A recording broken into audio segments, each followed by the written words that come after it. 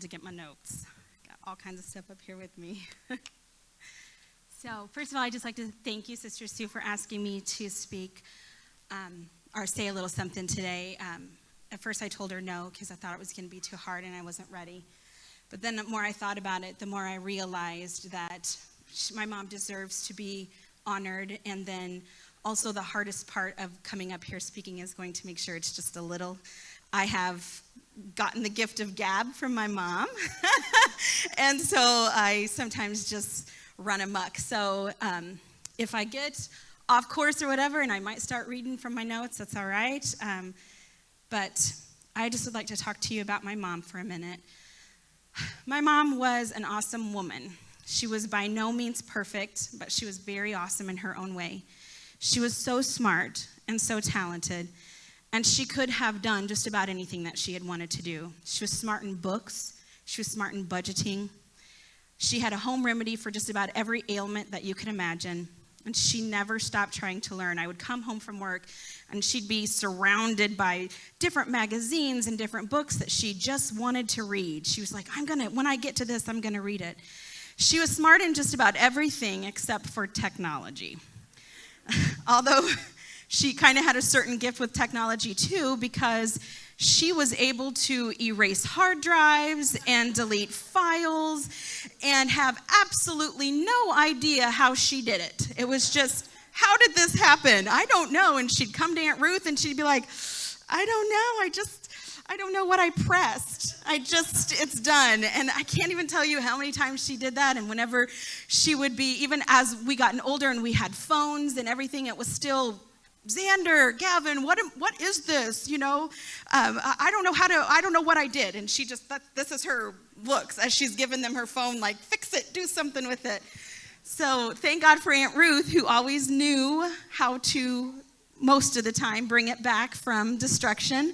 But she was just very much good in her own personal things. I'm convinced that there is not a job out there that she could not have done and climbed the ladder of success and made it to the top in whatever field she chose, except computer programming. I'm sure every IT department out there is happy that she did not join their team, or she would have had very close relationships with all of them. But Mom didn't consider money or finances her calling. She felt like she had a higher calling. And she sacrificed her earning potential for something that she thought was much greater. My grandpa had a dream of a Christian school where all of his grandchildren and all the children of his church could go to school and get a well-rounded education centered around Christ. And that was something that my mom also felt. And so she and my Aunt Ruth volunteered their time. They didn't get paid. They volunteered their time to teach grades 1 through 12. And my mom, I believe she did it for over 20 years, where all she did was volunteer her time. She never received a paycheck for it. She waited until all of the grandchildren were through and graduated, and then she finally went out and got a job, and it was at Walmart, of all places. And everybody loved my mom at Walmart. If you go there, even still, because I look so much like my mom, they're like, you're Debbie's daughter, aren't you? And I'm, yes, I am. And then I have a long story of things they want to tell me about how great she was. But she made this sacrifice because she thought it was an honor to be able to do it, and she thought it was important for us. When I was a kid, we didn't really have a youth pastor at our church. It didn't seem to be something that was done all that much in smaller churches. We had a very small church, I think maybe about 65 to 70 people on a really good day. So there wasn't much, done as a youth group. We kind of did everything collectively as a church and not really split it by age. Well, there was not an official youth pastor. She was our ride or die to youth conventions, to NAYC, back when there was only like 8,000 attendees at NAYC, concerts. I remember, I don't know if I'm probably telling my age, but Carmen, I'm sure a lot of people my age know all about Carmen. Well, my grandfather was extremely conservative, and he did not understand why Carmen, he gets up there and they do all this stuff. And my mom, I will never forget standing in the living room, my mom fighting for us to be able to go to this concert and to be able to take the church van so she could take other kids from the church, because it was just so important to her. Her heart was, she wanted us to be in church. She wanted us to be surrounded by things and keep us at church. So there's concerts and there's youth camps. Mom knew how important it was to keep us with other people and connected to the church, and did whatever she could to make that happen. One year at youth convention always stands out to me. We have, I think some of you guys might know them, Matt Frazee, Travis Lipe, and my other cousin Ben. They were the boys. I think there was probably a couple other boys, but I can't remember exactly who it was. But they were, we were at youth convention, and my sister and Shelly, or my sister, my mom, and I were all in our room, and we were quiet and going down, and then we hear this laughing. And so Mom, she gets up and she looks out the window, or she looks out the door, and all you hear is Matt Frazee banging on the door. Guys, let me in. Aunt Deb is out here. Aunt Deb is out here.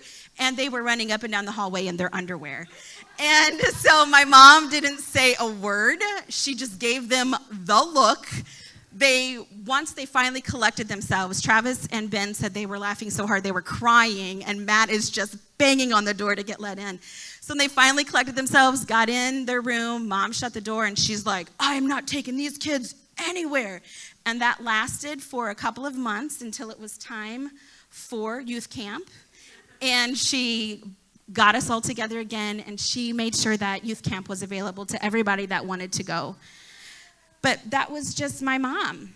You know, her love for us and her love for the Lord kept her going, doing what no one else was doing, all because she knew how important it was to keep us involved in the things of the Lord. Now, fast forward to when I became a mom. I saw a whole new person emerge from her. The strict parent became the permissive grandparent, which is so not fair. And then eventually, unfortunately, I became a single mom, and she stepped into the role of co-parent with me. She drove up to my house from Pinckneyville 5 days a week for many years and kept the kids while I was at work.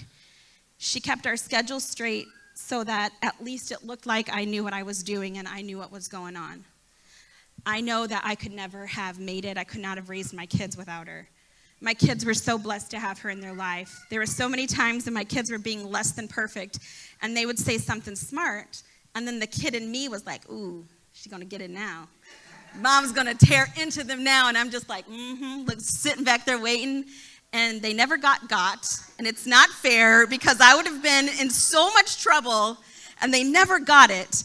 And she would just be like, you know, act like it was no big deal. And I was like, Mom, why do you let them talk to you like that? Or why do you let them do that? She's like, because it's not my job to teach them. It's your job to teach them right from wrong. I get to be grandma. I get to be the fun parent for once. And so that was like a big thing in my life that I realized that this is all on me now, you know, and I was so thankful I had her in my corner. She was constantly supporting me, constantly saying, you've got this, you're going to do great, your kids are great, this was just wonderful. And so she was constantly behind me. When my mom got sick and we knew it was bad, her first reaction was, I'm not going to get to see my babies graduate. I don't know why that one thing stuck out for her that she was so sad about. She just wanted to see the kids graduate from high school. And she spent the next weeks in some severe pain. The next 8 weeks is about what it was from start to finish whenever we found out that she had cancer to when she passed away. She spent the next 8 weeks in pain, but the whole time praying that God used the situation she was in to bring all of us closer to him. That we would see God's blessing in everything, even when the trials, and that even in trials, and we would see that God is still good. She never wavered in that. No matter how much pain she was in, she was always praying and listening to Lauren Daigle in the hospital.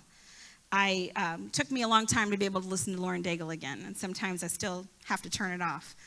But I was blessed at the very end to be able to take care of her.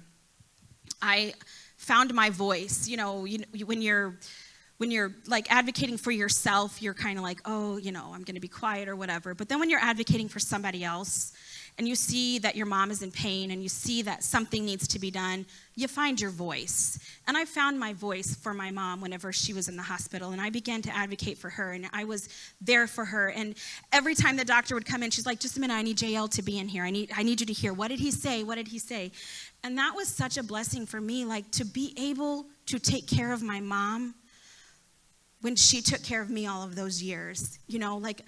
Sometimes we have that blessing when they're later in life, and we have that to where we can take care of them. But God knew I needed that. He knew that I needed somehow to give back to her in some way, shape, or form. And I'm so thankful that I was blessed with the ability to take care of my mom. She was one of the strongest people I know, but she never wavered in her faith. She experienced loss, abuse, both mental and physical, self-doubt and insecurities. But she knew who to go to when she needed to be lifted up. And she taught me the same thing. She taught me where my strength is and to rejoice when I feel too weak to continue, because that's when the strength of the Lord takes over. I am Jael. I'm the youngest daughter of Debbie. But more than that, I'm a child of the King, and my mom taught me that. She taught me that my identity is in Christ and not in this world. I thank my mom for so many lessons in life, but more than anything, I thank her for the blessing of this truth. It's been 4 years since she's been gone, and I miss her every day, but I'm so blessed to be able to have called her mom.